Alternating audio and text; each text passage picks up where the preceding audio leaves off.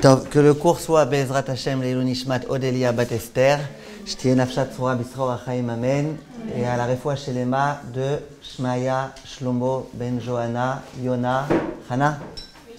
Bezrat Hashem El Narefana Lo, El Narefana Lo, El Narefana Lo, Zchut HaTorah Gen Ba'alo Vechal Boko B'chot Kulam, Vechen Yehi Ratzon Venomar Amen. Aujourd'hui, Bezrat Hashem, j'aimerais vous parler d'un sujet très important et très intéressant. Comme dirait Sophia, c'est pour ça que j'ai amené la caméra. Et j'imagine que vous vous en doutiez, parce que j'imagine que c'est rare qu'il y ait des rabbinim qui viennent et qui vous disent aujourd'hui le cours il va être d'une nullité. Je crois que je suis le seul pour pouvoir faire une chose pareille. On va parler, Bezrat Hashem, d'un concept qui s'appelle Gadlut HaAdam. C'est un concept dont vous allez voir combien il va pouvoir nous aider dans notre vie, dans tous les domaines de notre vie. Ça veut dire que ce n'est pas juste que si on intègre bien l'idée d'aujourd'hui, on sera renforcé dans un point en particulier, mais on sera renforcé dans toute notre avodat Hashem. Donc c'est un sujet, j'aimerais évidemment que vous écoutiez, mais j'aimerais surtout que vous essayiez d'intégrer l'idée, parce qu'il y a une idée très profonde ici et un secret qui va pouvoir nous aider dans notre vie. Gadlut HaAdam. Gadlut, Gadless HaAdam, ils disent. Gadlut, c'est la grandeur à Adam de l'homme. Mais vous allez voir, Bezrat Hashem, on va revenir sur ce sujet. La paracha de Mishpatim, la paracha de la semaine, elle s'ouvre sur une histoire, une vilaine affaire.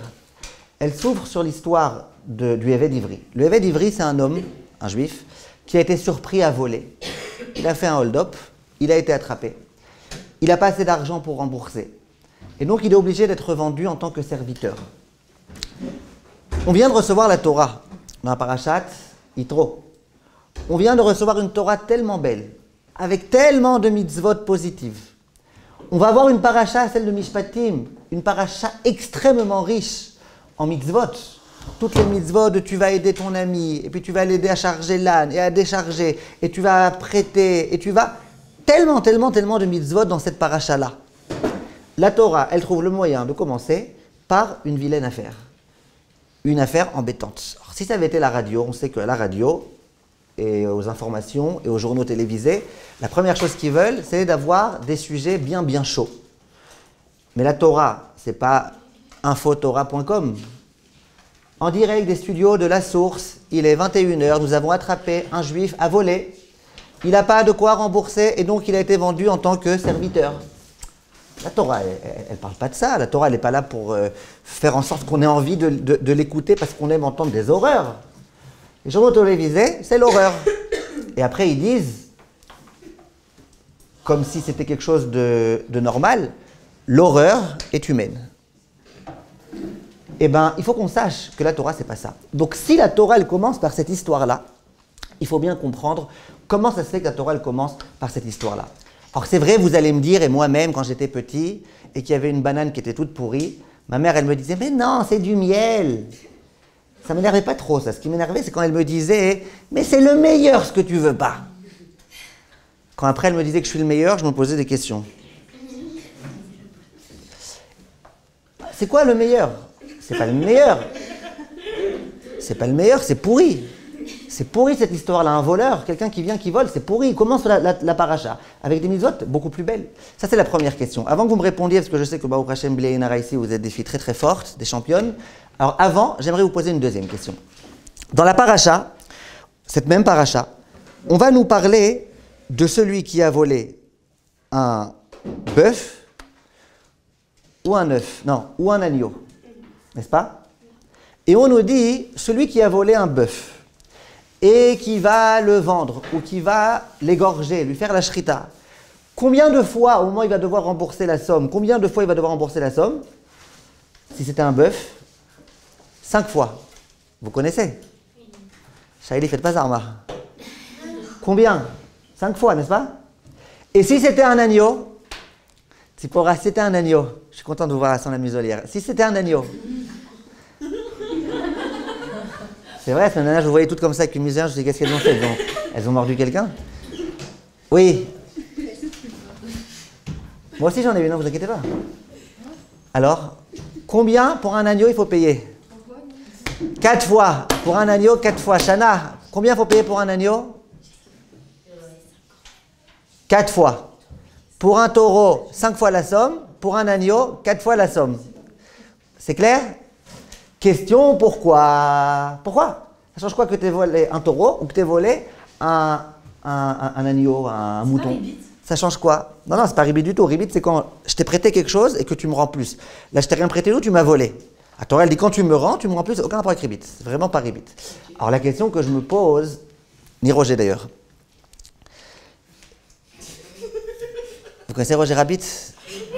Ah. D'accord. Non, c'est pas grave. Alors, la question que je me pose, c'est qu'est-ce qui se passe? Qu'est-ce qui se passe? Pourquoi dans un cas tu payes 4, dans l'autre cas tu payes 5? Quelqu'un connaît ou pas? Chirel. Chirel, vous connaissez la réponse?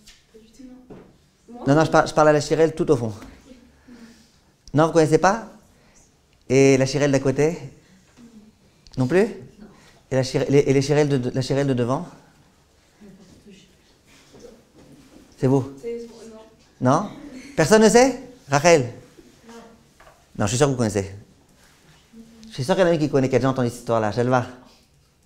C'est pas grave. Alors je vous dis. La réponse de la Gemara, attachez vos ceintures. La réponse de la Gemara, et c'est pas n'importe qui, c'est Rabbi Yochanan qui donne la réponse. Rabbi Yochanan, il dit, écoutez bien la réponse. Il dit, il y a une grande différence entre quand tu as volé un taureau et quand tu as volé un agneau. Pourquoi? Quand tu as volé un agneau, en général, quand les gens ils volaient des agneaux, c'était des petits animaux, et puis on les mettait comme ça sur l'épaule pour le voler, et puis on avait super honte. C'était pas facile, c'était pas genre le gros taureau qui marche comme ça tout fier. Non, c'était un animal qui faisait ça faisait un peu de la peine, ça faisait un peu honte. Donc celui qui était avec son agneau et qui a eu super honte tout le trajet, et en plus l'odeur pas très bonne, et en plus en plein milieu il a rencontré sa belle-mère, et sa belle-mère elle lui a dit « Thierry, qu'est-ce que tu fais avec un agneau ?» Et elle était tellement en colère que c'est l'agneau qui a eu peur. Alors là, l'homme il a eu honte, le pauvre malheureux. Qu'est-ce qu'on fait avec lui? Que 4 fois. Par contre, quand il était avec sa belle vache, et je vous dis, quand vous regardez dans la Gemara, vous voyez qu'à plusieurs occasions, on voit que la vache, c'est un animal, c'était les riches qui avaient des vaches, qui avaient des taureaux, qui avaient des bœufs. Donc quand le bonhomme, il se promène avec sa vache, avec son taureau, avec son bœuf, et bien au contraire, les gens disent « Ah, Saha, je ne savais pas que tu avais une si belle limousine. Ouais, la vache. » Et donc quoi? Et donc quoi? Et donc quoi? Et donc lui, il n'a pas eu honte. Donc il faut faire quoi? Il faut payer 5 fois. Ça, c'est ce que la Gemara dit. Et moi, je vous pose tout de suite une question. La question est la suivante. Mais je ne comprends pas. Qui est-ce qui a voulu qu'il vole? Moi, je l'ai obligé à voler quelque chose? Je ne l'ai pas obligé à voler quoi que ce soit. Lui-même, il a décidé de voler. Donc tu me dis, le malheureux, il a eu honte. Le pauvre malheureux, il a eu honte. Mais s'il a honte, c'est son problème. Pourquoi on te dit, celui qui a volé un agneau, il doit payer moins que celui qui a volé une vache? Parce qu'il a eu honte. Mais s'il a eu honte, c'est son problème. J'allais dire, ne vole pas et tu n'auras pas honte. Pourquoi on a besoin de tenir compte de la honte de cet homme-là? En français, il y avait une expression. On disait imbécile heureux. Il est imbécile et il est heureux. Il est fier d'être imbécile. Il vole, il a honte et il est content d'avoir honte. Eh bien, sois content. Il y a une autre expression que moi j'aime bien dire, mais je m'en sers très rarement parce que j'ai peur qu'il s'envole. Un mongol fier. S'il s'envole, après, on est embêté. Donc je lui dis pas trop. Mais c'est là, il est mongol et il est fier. Alors, question, pourquoi? Comment ça se fait? Comment ça se passe? Alors, Bechavod, j'attends des réponses. Peut-être que comme... Oui, Dina. Excusez-moi. Excusez-moi, Tal. Tal. Qui a dit peut-être que? Non, c'est Dorian. Ah, Dorian. Non, je dis peut-être que... Vous êtes la prochaine, vous, Myriam, attention. On le fait pas honte. Enfin, si on le fait honte, c'est comme tuer. Ouais, voilà ce que j'allais dire. On lui fait pas honte, il s'est fait honte. Oui, mais s'il ramène que les agneaux, c'est de la honte. Et honte, bah, c'est une... Mais je ne lui ai pas demandé d'avoir honte. Moi, je lui ai dit, sois un bon juif, reste chez toi à la maison, ne dérange personne. Lui, il est venu, il a décidé d'avoir honte. Bah, yachez-le. Vous comprenez ce que je veux dire? Qui voulait dire quelque chose? Myriam? Moi, je pense que déjà la honte. Attendez, juste Myriam. La Torah est jugée qu'à 0, donc ça se trouve, pourquoi il aurait eu honte? Ça veut dire que voler une vache, c'est vraiment qu'on a envie de voler, alors que l'agneau, on peut s'imaginer que c'est vraiment un pauvre qui n'a pas d'autre façon de survivre. Et si c'est une vache? Si c'est une vache, ça veut dire qu'il pousse. C'est pas, il vole. Il pousse? Il exagère. c'est ça. Ça veut dire que pas, il Mais non, il préfère voler. Entre nous, il vaut mieux voler une fois et avoir de la nourriture pour 3 mois, ou voler tous les jours un agneau et avoir de la nourriture que... On s'imagine qu'il a volé qu'un agneau et pas plusieurs. Voilà. Donc pourquoi il a pas, si vraiment il avait faim, qu'il vole une fois, une vache, et puis il a de quoi manger pendant Je pense que c'est déjà plusieurs une mois. capara, ça honte. Hein? C'est pas déjà une capara, ça honte. Alors pourquoi? C'est la question. Pourquoi? Pourquoi on tient compte de ça? C'est la question. Bah, la honte, c'est horrible, la honte. On Nahon. sait qui a honte, on peut demander tout ce qu'il veut. hein. Nahon. Eh bien, je vais vous dire. Je vais vous dire ce que les gens ils disent en général. Les Chachmei HaMoussar, ils répondent à ces deux questions avec une seule réponse. Je vous dis ce que les Chachmei HaMoussar ils disent. On n'est pas encore dans Gadlut Adam. Après, on arrivera tout de suite à Gadlut Adam. La réponse qu'on donne généralement, c'est de dire la chose suivante. Les deux questions qu'on a posées, j'espère que vous vous en rappelez. La première, c'était... C'était pourquoi on commence par les... Pourquoi on commence par une vilaine affaire? La deuxième question, c'était pourquoi cette différence entre 4 et 5? T'avais qu'un pas volé. La réponse est de dire que cette question, elle provient du fait que nous, on n'est pas au courant c'est qui le législateur de la Torah. Si le législateur, si celui qui faisait les règles, c'était un étranger, c'était un homme, un être humain, eh bien, effectivement, nos questions, elles sont très fortes. Pourquoi elles sont très fortes? Ben, c'est bizarre. Tu veux nous présenter ta belle Torah, tu commences par les choses qui vont pas bien. Pessimiste, négatif. Tu nous présentes la Torah comme étant le pauvre malheureux, il a eu honte. Si ça avait été un être humain, on aurait dit, mais il a un problème cet être humain. Simplement, le législateur de la Teiré, c'est qui? C'est Akadosh Baruch Hu. Et Akadosh Baruch Hu, c'est notre papa. Et notre papa, il nous aime. Et quand notre papa, il nous aime, donc il fait particulièrement attention à nous. Comment ça se traduit? Un monsieur qui a 10 enfants. Baruch Hashem, le premier il est tzaddik, le deuxième il est chacham, le troisième il est chassid, le quatrième il est hanav, tous. Le 10e il est brel. Il s'appelle Jacques d'ailleurs. Qu'est-ce qu'on fait? Qu'est-ce qui fait l'enfant? Attendez 10 secondes.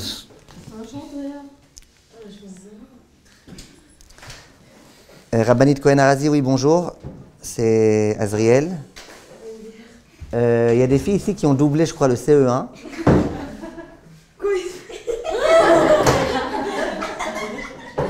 Et voilà, elles ont des lacunes, elles ne savent pas c'est qui Jacques Brel, elles ne savent pas c'est qui... Bon, enfin, c'est pas grave, on va s'occuper. Ouais, non, j'ai pas dit de nom, j'ai dit vous toutes. Alors regardez, écoutez bien. Écoutez bien, non, c'est bien que vous ne connaissiez pas, c'est bien. Le père, de qui il va se préoccuper principalement? Bechavod. Léa, de qui le père il va se préoccuper principalement? De l'enfant qui est tzaddik, de celui qui est chassid ou de celui qui est parti en cacahuète? Ben non, il va se préoccuper de celui qui est en cacahuète. Celui qui est tzaddik et il va bien, débrouille-toi, Baruch Hashem, ça va. Mais celui qui a des problèmes, celui qui va pas bien, celui qui va pas, ben c'est de lui qu'on se préoccupe sans arrêt. C'est la raison pour laquelle Akadosh Baruch Hu est notre Père, avec qui il a commencé. Avec celui qui va pas bien, le voleur, celui qui n'est pas capable de comprendre qu'on vole pas, celui qui... On commence par lui. On a posé la question, mais pourquoi 4 ou 5 fois? A priori, s'il voulait ne pas voler, qu'il ne vole pas. N'est-ce pas? C'est quoi la réponse? La réponse est que Akadosh Baruch Hu, c'est notre Père. Et qu'est-ce qu'il y a si Akadosh Baruch Hu, c'est notre Père? Eh bien, si Akadosh Baruch Hu, c'est notre Père, il a pitié de nous. Ce que vous avez dit, vous toutes, le pauvre, il a eu honte, on commence déjà à comprendre. Imaginez un enfant, Chirel, un enfant qui a une grande envie d'aller voler du chocolat dans l'armoire. Voler entre guillemets. Et ses parents, ils ne sont pas d'accord. Donc, il se dit, je vais attendre qu'il dorme pour aller prendre. Ça, c'était à l'époque. Les enfants d'aujourd'hui, c'est papa, du chocolat tout de suite, et que ça saute. Malheureusement. Mais à l'époque, c'était pas comme ça. À l'époque, quand un enfant, il voulait prendre du chocolat, il attendait.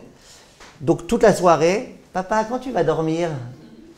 Maman, quand tu vas... Non, moi, j'arrive pas à m'endormir. Mais toi, quand tu vas dormir?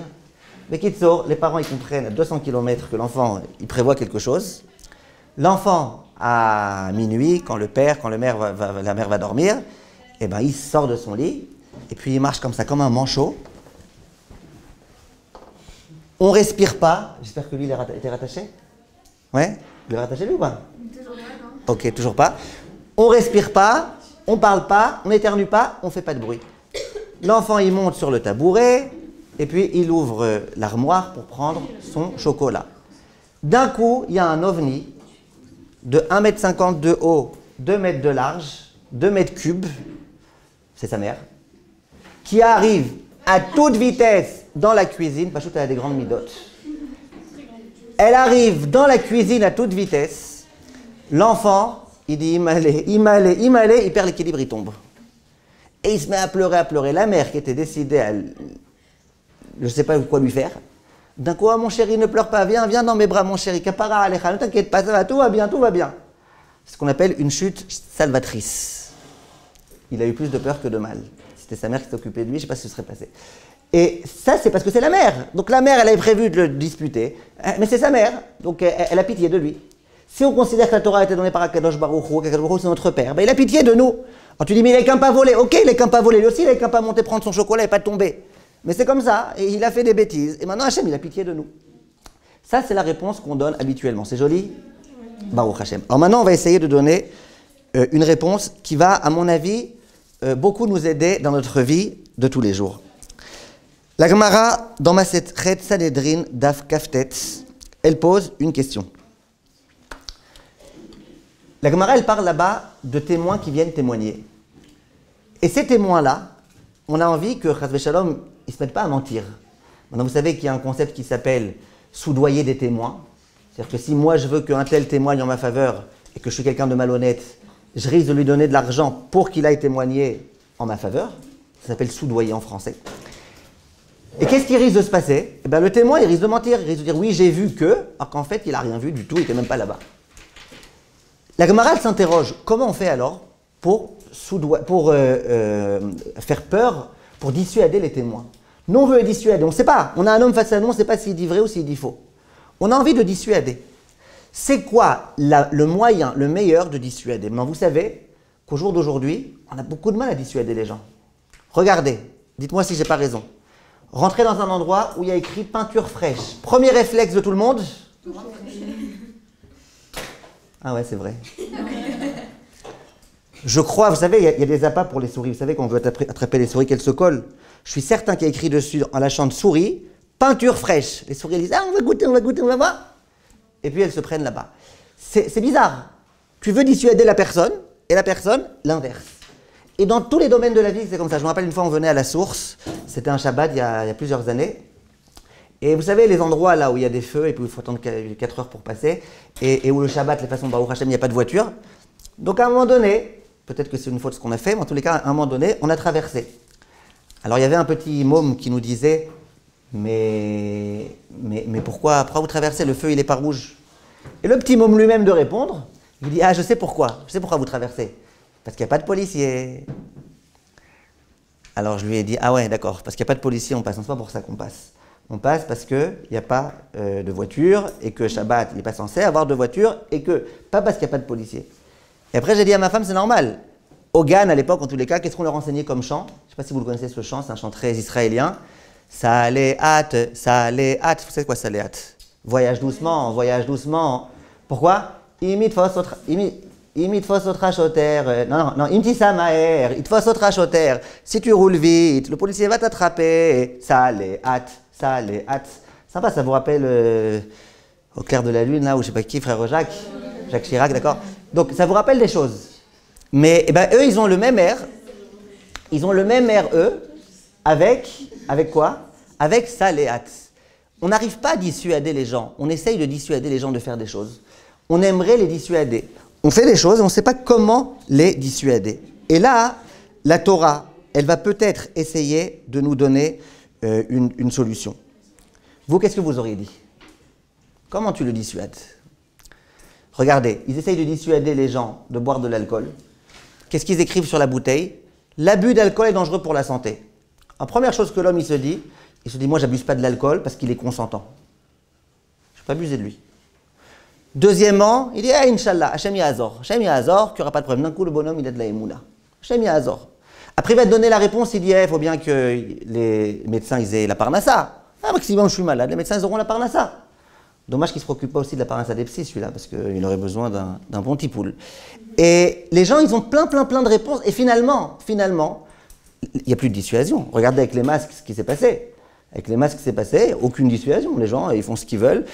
C'était les gens qui avaient les masques, j'allais dire, qui avaient un peu honte d'avoir les masques.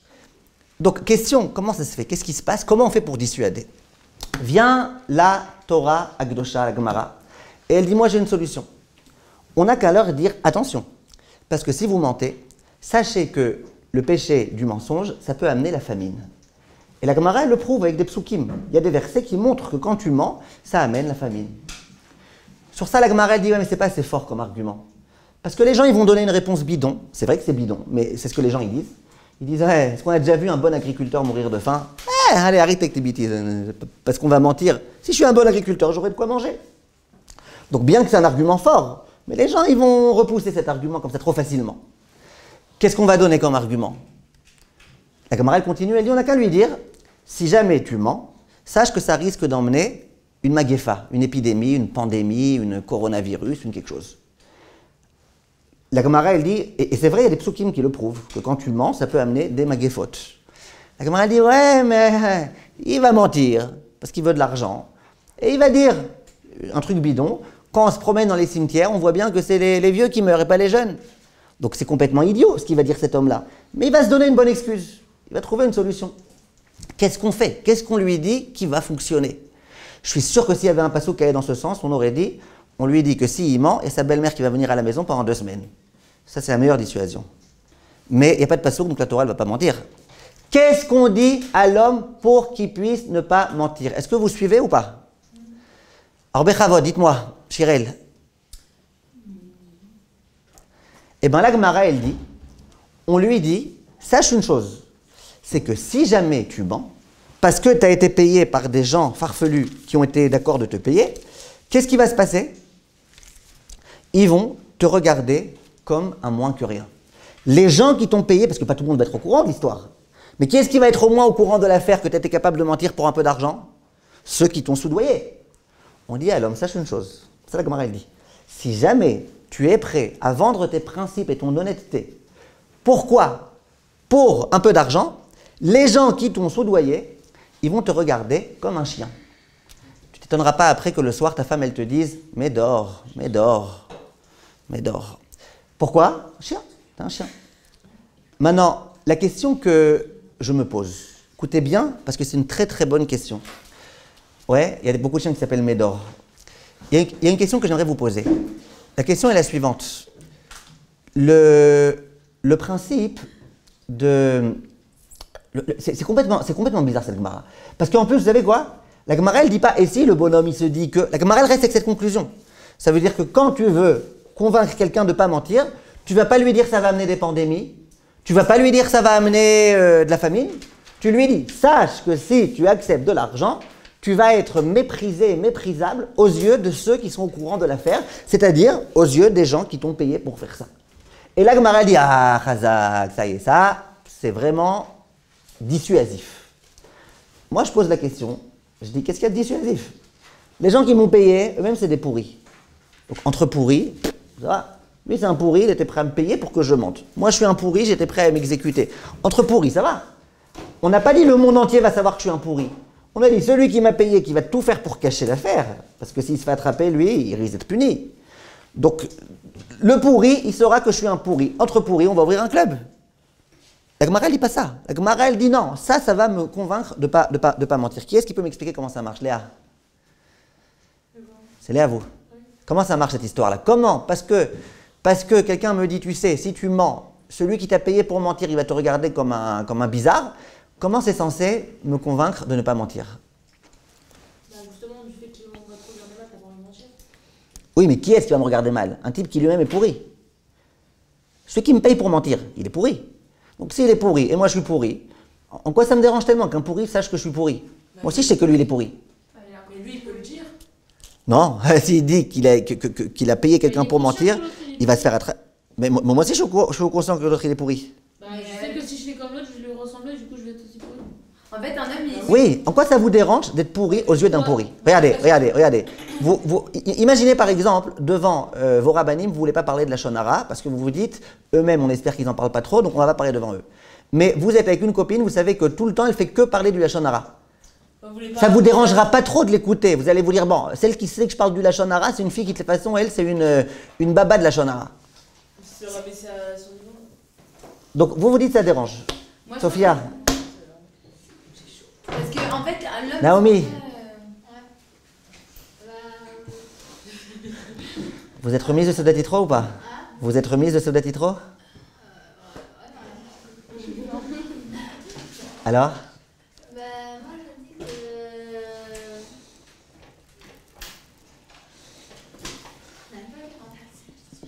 C'est juste que quand il en essayant de mentir comme la personne qui est en face de nous, c'est pas juste quand on se rabaisse sur son niveau, c'est que après les gens n'ont plus confiance en nous. Donc. Ok, le pourri n'aura pas confiance en vous, mais les gens normaux, ils auront confiance en vous. Ouais, mais ils ne sauront pas si on dit la vérité Ouais, mais entre menteurs, ça va, entre menteurs, on a des codes, non? Je comprends ce que vous dites, je comprends ce que vous dites. Oui, Shana. Il a l'impression après qu'il a un lien avec l'autre. Avec le quoi? Avec l'autre. Enfin, il a l'impression qu'il a un lien avec. Ben c'est bien alors, c'est bien qu'ils aient un lien. Mais il a envie d'avoir un lien. Bah non. Ah, il n'a pas envie d'avoir un lien. Bah, même Ah, très très bien. si c'est de tout le monde, il veut pas forcément. Ah, très très bien. Écoutez bien, j'aimerais maintenant arriver au yesod que je voulais vous dire aujourd'hui. Ce yesod, vous ne l'entendrez pas partout, donc je vous demande de bien me prêter votre attention. À la fin du cours, je vous la rendrai. Ce yesod, dans la yeshiva de Slabodka, le sabbat de Slabodka, il en parlait beaucoup. Et jusqu'au jour d'aujourd'hui, dans beaucoup d'écoles de Moussar, on enseigne ce concept-là. Ce concept, il s'appelle, devinez, Myriam, vous l'avez écrit? Je vous l'ai appelé Gadlut à Adam, merci. Gadlut, vous avez regardé sur son cahier? Gadlut à Adam. C'est quoi Gadlut à Adam? Écoutez bien. Gadlut à Adam, ça veut dire que l'homme, il doit être conscient qu'il est le fils d'Akadosh Baruch Hu. Et qu'en tant que fils d'Akadosh Baruch Hu, il est grand, il est élevé, il a un très très haut niveau. C'est pas n'importe qui. Le Rav de Slabodka, il mettait une importance très grande sur ça. Il disait, sachez qui vous êtes. Arrêtez de penser, ouais, moi je suis un petit modeste, je vaux rien, qui suis-je? Non, sache que tu es le fils d'Akadosh Baruch Hu, tu es un Ben Meler, tu es un prince, tu es le fils d'Akadosh Baruch Hu. Et en tant que fils d'Akadosh Baruch Hu, tu dois te comporter comme un fils d'Akadosh Baruch Hu. Et on dit que le Rav de Slabodka, il faisait extrêmement attention à la façon dont tu parais, comment tu te présentes. Est-ce que ta barbe, elle est bien en place? Est-ce que tes vêtements, ils sont bien en place? Est-ce que tes chaussures, elles sont en bon état? Est-ce que tout était tellement important de voir que l'homme, c'est un prince. Et donc, il s'habille comme un prince. Et donc, il parle comme un prince. Et donc, il se comporte comme un prince. Pour lui, c'était d'une importance très grande. Pour lui, prendre sa douche tous les jours, c'était quelque chose de pas simplement hygiénique, mais c'était quelque chose de Gadlut à Adam. Tu es le fils d'Akadosh Baruch Hu. Tu dois paraître comme étant quelqu'un de bien. Tu dois faire attention à la façon dont tu parais. C'était quelque chose de très grand. Pas simplement pour comment les gens ils vont me voir. C'est de la parade, c'est pas important. C'était important que l'homme y comprenne au plus profond de lui-même. Je ne suis pas n'importe qui, je suis le fils d'Akadosh Baruch Hu, et donc je dois me comporter comme le fils d'Akadosh Baruch Hu. On dit même qu'à Slabodka, la pièce dans laquelle ils étudiaient du Moussar, donc c'est-à-dire le Moussar, là on se renforce en Torah, en Avodat Hashem, en Yirat Shamayim, c'était une pièce particulièrement luxueuse. Ça veut dire que les murs, ils étaient, je ne sais pas si c'était en or ou en quoi, luxueuses, on s'asseyait comme ça dans des chaises vraiment à l'aise, et c'était vraiment presque, on avait l'impression que la pièce du Moussar, c'était vraiment un palais. Alors un jour, les gens, ils ont été voir le sabbat de Slabodka, ils lui ont dit, mais Kvod Harav, on étudie du Moussar, ou alors on commence à s'enorgueillir. Vous savez, c'est quoi le Moussar? Le Moussar, on dit, Evel, Avelim, Amar Kohelet, Akol, Evel, vanité de vanité, tout est vanité. L'argent, ça sert à rien, ce qui sert, c'est de se rapprocher d'Akadosh Baruch Hu. C'est comme il y a un rave. Il y a un rave qui passe son temps quand il fait des drachotes à dire Evel, Avalim, Akol, Evel. Evel, Avalim, Akol, Evel. Evel, genre, vanité de vanité, tout est vanité, l'argent c'est vanité, le machin c'est... Et récemment, il voulait se reposer, il a voyagé à Dubaï. Alors les gens, ils l'ont appelé Evel, Avalim. Genre, Dubaï, c'est pas l'endroit de Evel, Avalim, Akol, Evel. C'est pas l'endroit de kiff et de plaisir et compagnie. Ben, c'est un peu ce qui se passe. On va étudier le Evel, Avalim, Akol, Evel, ou ça, dans un endroit plein de cette vanité, plein de matérialité. Comment ça se fait? Et là, le Rav, il a répondu, il a dit, écoutez-moi bien. L'introduction au Moussar, et plus que ça, l'introduction à la Avodat Hashem, le préalable, le préambule, comment faire pour devenir un Avodat Hashem, c'est d'abord de comprendre que tu es un roi. Une fois que tu comprendras que tu es un roi, et que tu es quelqu'un d'important, et que tu es quelqu'un de grand, tu pourras servir à Kadosh Baruch Hu.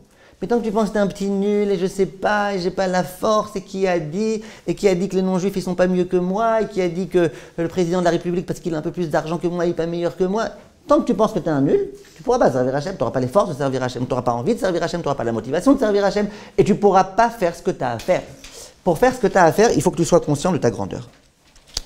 Maintenant, attention, je sais que vous allez me dire, mais alors comment on va s'arranger avec la modestie? Si vous voulez, on y arrivera, mais pas tout de suite. Ça, c'est le concept que le Rav expliquait. Et il parlait tout le temps de Gadlut Adam. Le Rav, il disait aussi que Gadlut Adam, c'est un frein face à beaucoup de Averot. Parce que si je sais que je suis quelqu'un de grand, et je sais que je suis un prince ou une princesse, il y a des façons dont je ne me comporterai pas. La princesse, elle ne fait pas n'importe quoi. Il y a un protocole, il y a une façon de s'habiller, il y a une façon de parler, il y a une façon de se comporter. On ne va pas faire n'importe quoi quand on est une princesse. Donc le fait de savoir que je suis une princesse en soi, ça va me dissuader de faire des choses qui sont peut-être interdites, qui sont peut-être pas bonnes. Et ça, c'est donc l'introduction au Moussar. Sache qui tu es. Le Rav Ben Zion Abba Shalom lui a posé la question. On lui a dit, est-ce qu'un Bachour Sfarad, il doit sortir les tzitziot à l'extérieur, ou est-ce qu'il ne doit pas sortir les tzitziot à l'extérieur? Le Rav, il a répondu, la coutume Sfarad, c'est de ne pas sortir les tzitziot dehors. Non, vous ne les avez pas vus, hein. Vous les avez pas vus. La coutume Sfarad, c'est de ne pas sortir les tzitziot dehors, c'est de les rentrer dans le pantalon. D'accord? Il dit, mais s'il y a des gens qui sentent que ça va les aider de sortir le tzitzit à l'extérieur. Il dit par exemple, quelqu'un qui sort dans la rue, et puis il a peur. Imagine qu'une fille, elle se met à... elle l'accoste. Elle pense que c'est un crocodile, elle l'accoste. Qu'est-ce qu'on va faire? Alors, qu'est-ce qu'il doit faire ce bachour-là? S'il a ses tzitzit dehors, la fille, elle va voir, non, lui, c'est un ben teiré. Lui, c'est un raredi. Lui, on ne peut pas faire ce qu'on veut. Lui, c'est quelqu'un de sérieux. Donc, qu'est-ce qui va se passer? Eh bien, elles ne vont pas l'accoster. Même si elles croient que c'est un crocodile. Et donc quoi? Et donc quoi?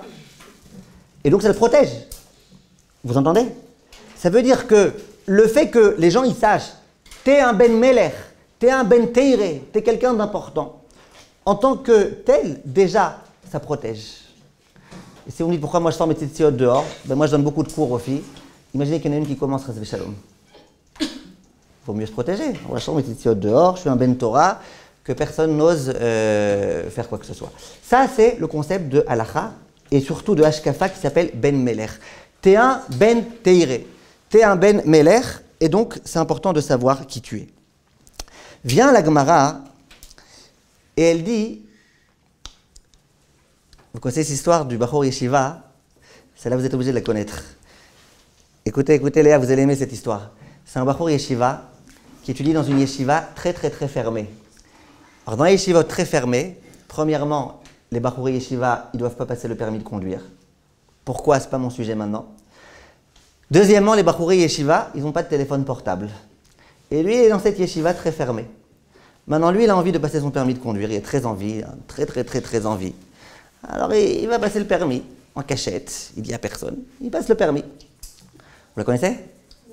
Au moment où il passe le code, on lui dit, voilà, monsieur, comment vous appelez? Menachem Cohen. Ah d'accord, alors Menachem Cohen, sachez que les résultats, on ne vous les donne pas tout de suite. Donc, laissez-nous votre téléphone, on vous envoie un petit WhatsApp. Il dit, ah non, moi, j'ai pas de WhatsApp. Il dit, ah, vous n'avez pas de WhatsApp? Non, j'ai pas de WhatsApp. Un petit mail? Non, j'ai pas de mail. Ah, pas de mail, d'accord. Bref, elle a pris pour un extraterrestre. Et à ce moment-là, qu'est-ce qu'elle fait? Elle lui dit, alors dites-moi, où est-ce qu'on vous téléphone pour... Il dit, ben non, on n'a que le téléphone de la yeshiva, des cabines téléphoniques. Donc, vous appelez, vous demandez à me parler. Mais je vous en supplie une chose, ne faites pas la gaffe de dire que vous appelez du Misrad Arishouy. Ne faites pas cette gaffe-là, parce qu'ils vont comprendre que j'ai fait le permis et tout, je vais me faire zigouiller. Elle dit, ah, pas de problème. Elle écrit en grand sur son papier, ne pas dire qu'on appelle de Misrad Arishouy. Bekitso, au bout de 2-3 jours, la dame, elle a la réponse, positive, négative, j'en sais rien. Et elle téléphone. Il y a un bachour qui répond. Aïe, Shai Menachem Cohen. Non, le bachour, alors il dit, d'accord, c'est de la part de qui? Maintenant, elle voit écrit en grand, surtout ne pas dire que c'est Misrad Arishouy. Stam Chavera. Stam une copine. Voilà, c'était la petite blague. Maintenant, maintenant, j'aimerais vous dire quelque chose d'important. Donc, parfois, d'être ben yeshiva, ben teire, une fille de séminaire, une fille de la source, eh ben, c'est censé t'aider. Les gens, ils savent que t'es pas la même personne. T'es Bat Meler, t'es la fille d'Akadosh Baruch Hu. Ça, c'est le concept. Maintenant, je continue rapidement. Vient la Gemara et elle pose une question. Bon, ça, on va sauter parce qu'on va plus avoir le temps. Ça, on va sauter. J'arrive à... Donc, on a compris cette idée-là qu'il y a un concept qui s'appelle Gadlut Adam. J'aimerais vous raconter une histoire qui s'est produite et vous allez voir, à mon humble avis, comment ça peut se manifester, ce concept de Gadlut Adam. Écoutez bien, une fois, il y a une fille qui m'appelle. Je réponds, bonjour monsieur, ah madame, d'accord, bonjour madame. Elle me dit, j'ai une question à vous poser. Je dis avec plaisir. Elle me dit, mais c'est pas une question pour moi, c'est une question pour ma tante. Je lui dis, bon ok, tarif Shtaim, tarif numéro 2, tarif du soir. Elle me dit, ah regardez, ma tante elle a une question. La pauvre malheureuse, elle va pas bien, elle a des souffrances, elle a des problèmes, elle a beaucoup de choses qui lui sont arrivées. Et elle voulait une solution. Un jour, elle a entendu qu'il y avait le Hadmor de Kalov qui s'était rendu à Paris. Ça va, arrêtez de la regarder, la pauvre, elle a honte. Quoi, c'est vous qui m'avez appelé? C'est vous, votre tante, elle a été voir le Hadmor de Kalov? Ah, ça va. Alors, la tante, ma tante, elle a été voir le Hadmor de Kalov. Elle a demandé au Hadmor de Kalov une bracha. Elle dit, le Hadmor, il était face à elle. Il lui a dit, madame, est-ce que vous observez le Shabbat? Pourquoi vous n'êtes pas retourné? Est-ce que vous observez le Shabbat? Non, je croyais que chaque phrase, vous allez vous retourner à nouveau. Est-ce que vous observez le Shabbat? Non, s'il y a un bouton appuyé sur le ventilateur, vous me dites. Hein. Est-ce que vous observez le Shabbat? Vous suivez ou pas? Rachel, vous suivez? Est-ce que vous observez le Shabbat? Alors la tante, elle dit non. Alors le Ravi lui dit, ah bah écoute-moi bien, moi je te fais une bracha, si tu prends sur toi d'observer le Shabbat. En tout cas, comme ça, il aurait dit. Comme ça, il aurait dit. Je ne sais pas s'il a vraiment dit, comme ça, il aurait dit. En d'autres termes, elle me dit, la fille, ma tante, qui était avec, comme ça, elle n'en pouvait plus, c'est comme si le Rav était en train de lui dire, madame, de deux choses l'une. Soit vous observez le Shabbat, soit vous observez le Shabbat. Donc qu'est-ce qu'elle a dit? Eh bien, je vais observer le Shabbat. Chazak, Baruch Hashem, très bien, jusque-là tout est bien. N'est-ce pas? Alice au pays des merveilles. Parfait. Tu fais tchouva en 10 secondes, c'est génial. Comment on dit en arabe Alice au pays des merveilles?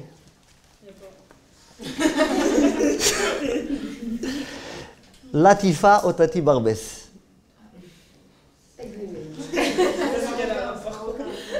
J'espère que j'ai pas d'élève arabe là.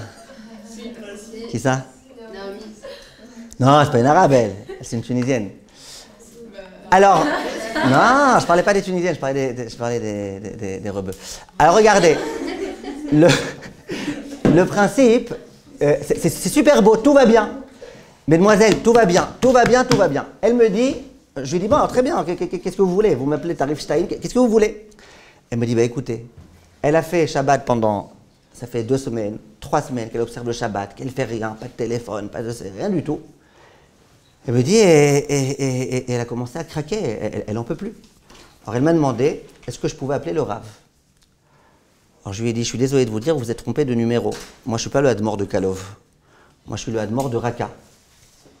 Rav Azriel Cohen Arazi. Je ne suis pas le Hadmor de Kalov, qu'est-ce que tu veux chez moi? Elle me dit, mais je sais que vous n'êtes pas le Hadmor de Kalov. Mais maintenant elle a une question de halakha. Elle n'arrive plus à observer Shabbat. Est-ce qu'il n'y a pas une autorisation? Je ne sais pas ce que vous croyez, que moi je vais donner une autorisation de ne pas observer le Shabbat? Je lui ai dit que je suis le Hadmor de Raqqa, pas le Hadmor de Joinville, ni le Hadmor de Racaille. Eh, attention, je ne vais pas t'autoriser à ne pas observer le Shabbat. Elle me dit, oui, évidemment, vous ne pouvez pas. Alors, je dis, c'est quoi sa question? Elle me dit, sa question c'est comme ça. Elle s'est engagée auprès du Hadmor de Kalov à faire le Shabbat. Donc maintenant sa parole, elle l'engage à quelque chose. Donc si sa parole, elle l'engage à quelque chose, est-ce qu'il n'y a pas par hasard une petite ségoula, quelque chose, pour se désengager de sa parole? Une espèce d'atarat nedarim, atarat klalot, atarat je sais pas quoi. Est-ce qu'il n'y a pas un petit quelque chose? C'était sa question. Au passage, moi j'ai une super ségoula. Si un jour vous avez une grande urgence et vous devez ne pas observer le Shabbat, et vous voulez une ségoula pour réussir à ne pas observer le Shabbat, j'ai un conseil que je tiens de mon fils. Tu cours très vite face au mur. Tu t'arrêtes pas quand il y a le mur face à toi. Tu auras une tête de pita, mais ce n'est pas le plus grave. Et puis d'un coup, tu vas voir 3 étoiles. 3 étoiles, Shabbat est sorti, tu fais ce que tu veux.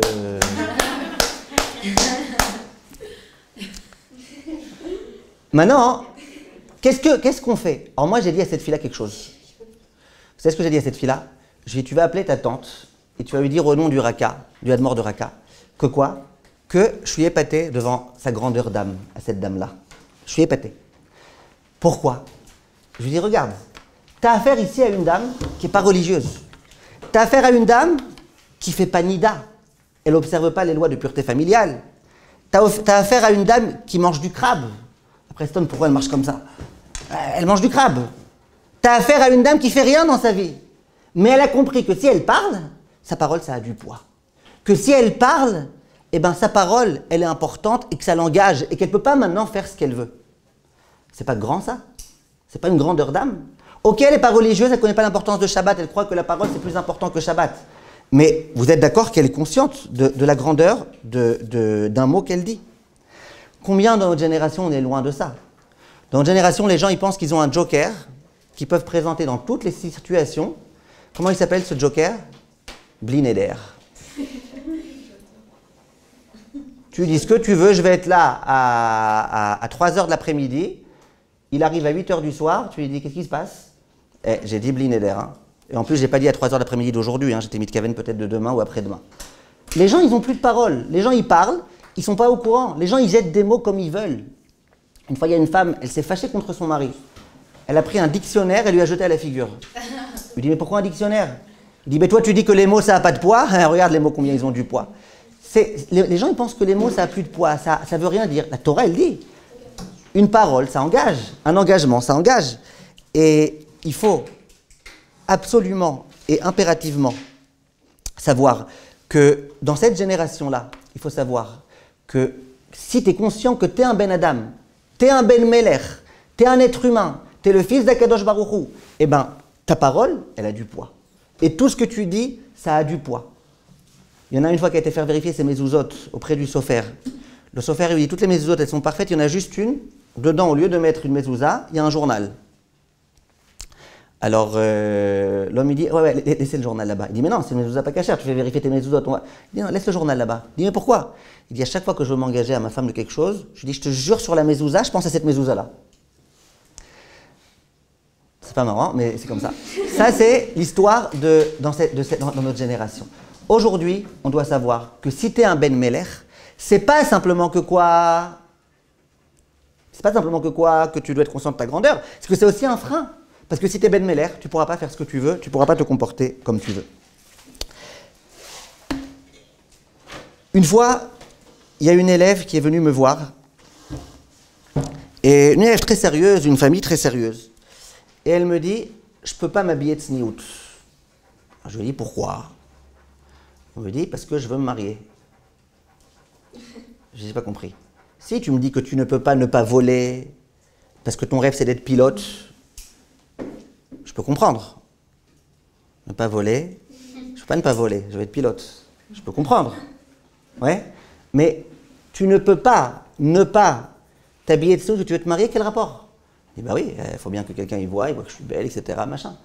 Je dis, toi tu penses qu'une personne qui est sniout, elle ne peut pas se marier? Je lui dis, attention, je ne t'ai pas demandé de mettre la cape de Batman que les arriérés mentales là-bas dans certains endroits à Yerushalayim elles mettent. Vous connaissez ces capes de Batman? Tu as une cabine téléphonique noire qui marche. Tu ne sais pas dans quel sens elle marche, en avant, en arrière. Elle marche. Et puis, au lieu que ce soit sniout, tous les gens, ils se retournent. C'est l'inverse de la sniout. Je lui dis, ben, je t'ai pas demandé de mettre ça.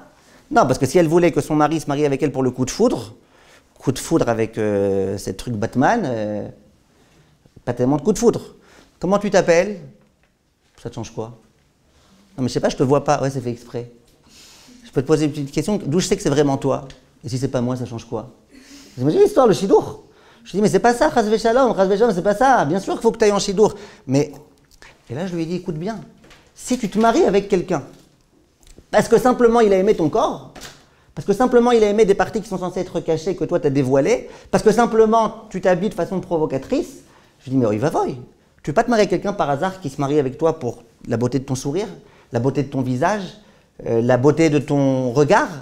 Tu veux quelqu'un qui se marie que parce que ça restera. La beauté de ton regard, ça restera. Mais la beauté de ton corps, au bout d'un moment, il paraît qu'il y a une loi physique qui veut que dans 90% des cas, plus on vieillit, plus le corps il vieillit aussi. Dans 90% des cas. C'est pour ça qu'une fois, il y a une fille qui voulait faire, je vous l'ai raconté celle-là, mais c'est pas grave, je vous la répète. Comme ça, si la première fois vous avez pas ri, cette fois-ci, vous êtes obligé de rire. Une femme qui faisait un shidour, elle disait, moi, je veux un archéologue.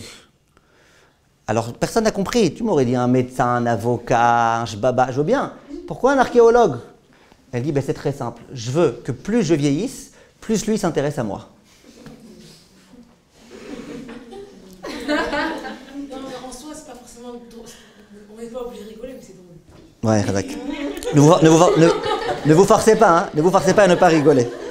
Alors maintenant,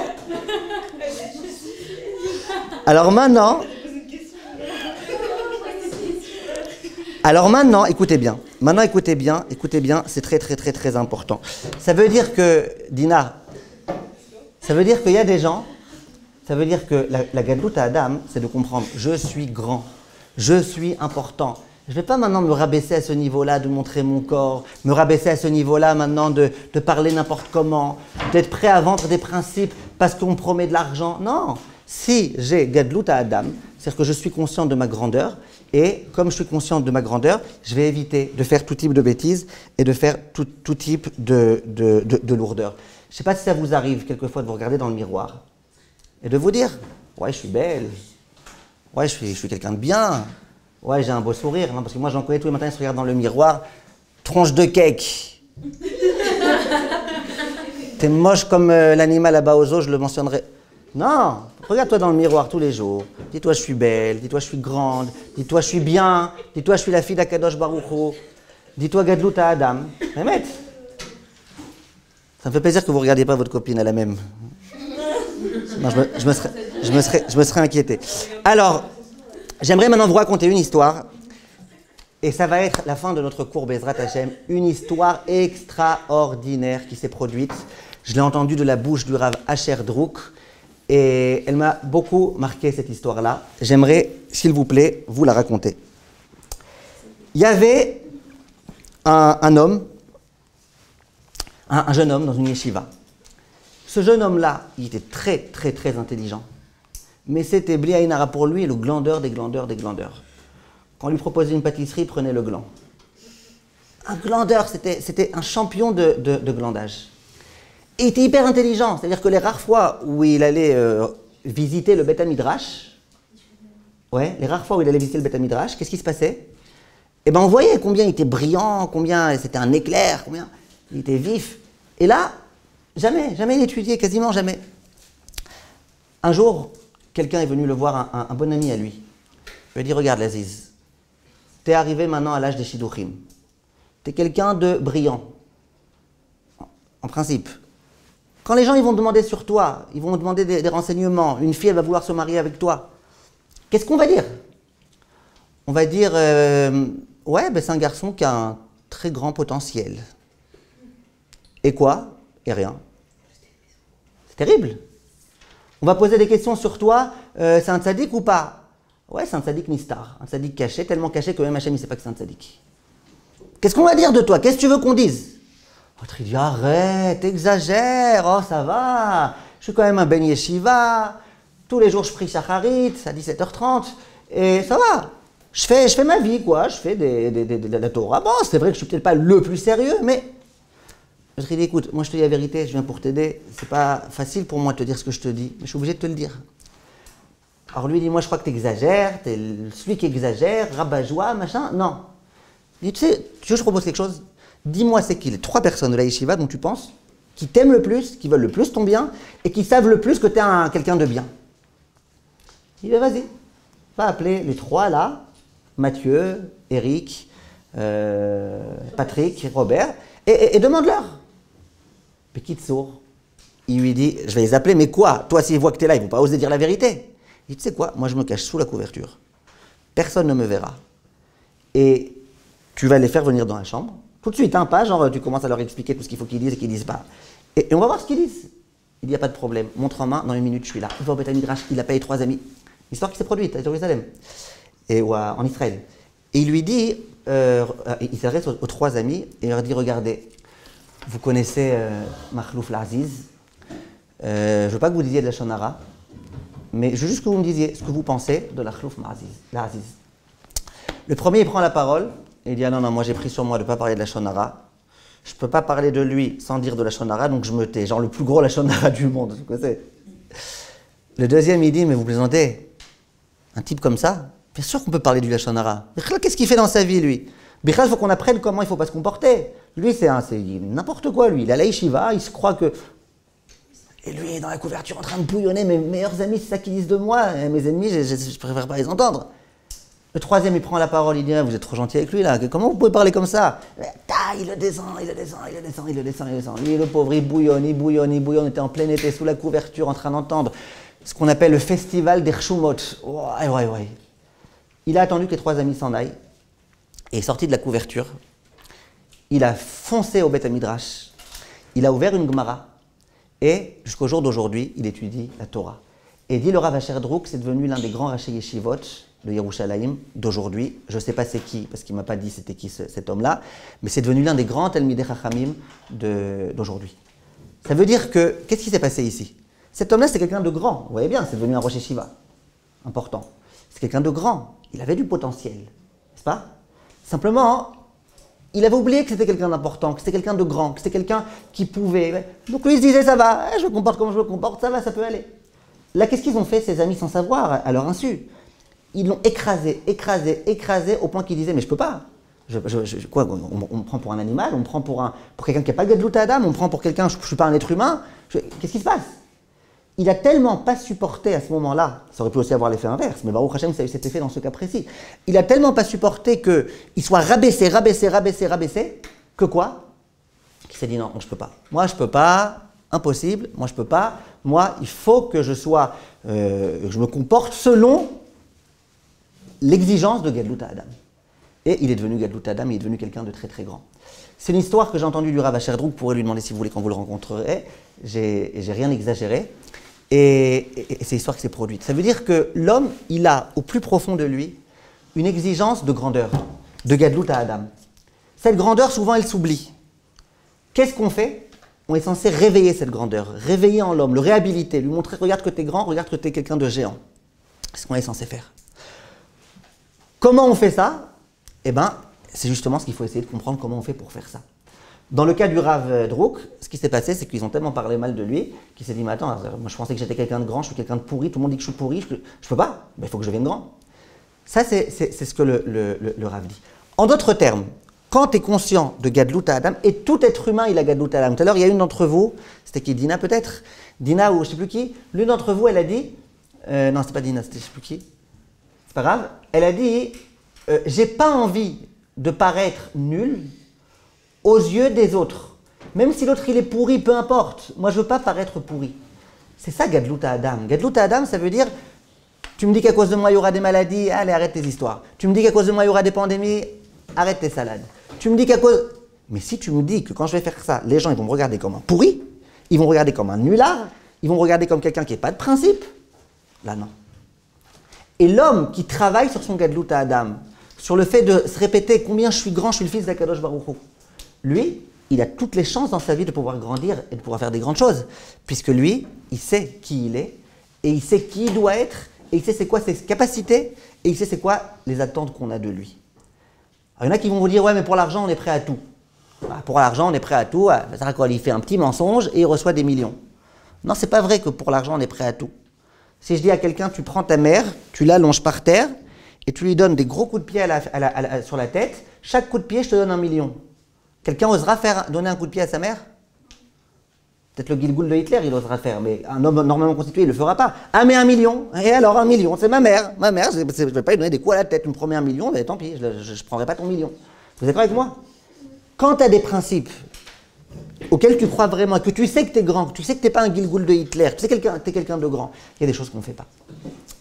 On a posé la question, écoutez-moi bien, hein, pourquoi, là je vous demande de bien suivre, parce que c'est là que ça devient juste un tout petit peu mathématique.